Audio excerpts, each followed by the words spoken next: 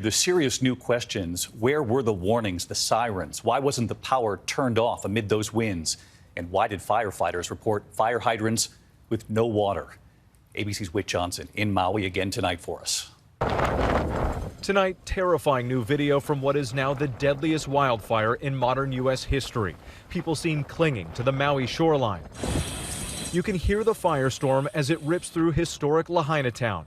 Denny Euchert stuck in traffic, capturing the howling winds, smoke and flames bearing down on him. You can feel the heat off the traffic. Denny, thinking he wouldn't survive, said his final goodbyes. My dad, my mom, my son David, I love you all. Speaking with our Melissa Adan. I could honestly say I've been through hell and back, and thank God they didn't want me. For many in Lahaina, jumping into the ocean was their only escape from those 1,000-degree flames devouring a mile every minute. You're gonna be okay, Milo. 19-year-old Noah Tonkinson, along with his mother and younger brother, waiting in the water for 5 hours. We're through the worst of it. We're gonna be okay. The family of Joe Schilling, known locally as Uncle Joe, says they believe he died trying to help his neighbors, sharing the last photos they received from him, showing homes, his too, about to go up in flames. Always, there isn't anybody in the family or who knew Joe that would be surprised that he would put himself at risk to help somebody else. Authorities have not publicly released the names of any of the victims, but tonight it's clear the death toll will keep rising. They will find 10 to 20 people per day probably until they finish. And it's probably going to take 10 days.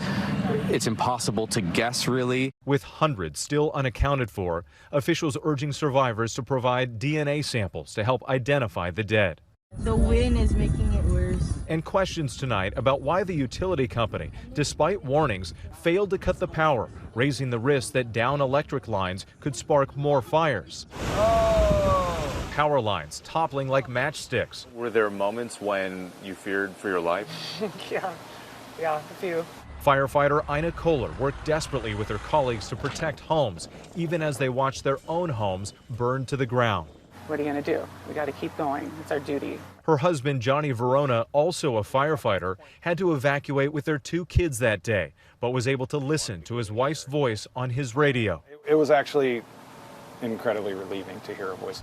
Ina and her crew using hoses to douse the flames until she says the hydrants went dry. I felt the hose line coming in from the hydrant, the intake line, and it was soft.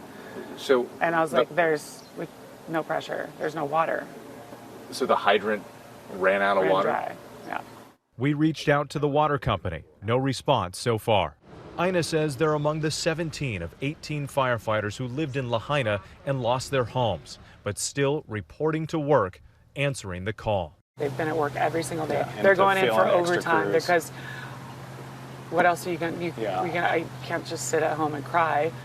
Those firefighters are real heroes in this, of course, and with the nightmare just got worse and worse when they report the fire hydrants being dry. You reported over the weekend with it. Officials at the time said only 3% of the burn zone had been searched by cadaver dogs. I know they've made some progress today. You reported it earlier, but so much of the destruction they haven't even made it to. A long way to go here. And as we know, the death toll mounting just before we came on tonight. Yeah, David, just moments ago, the governor confirming that at least 99 people have died in these fires. And David, tonight, there are also growing questions about the island's siren warning system. Authorities say it was not activated when it was needed most. David? So many tough questions, so many important questions. And Whit Johnson, we really appreciate you being there. Thank you.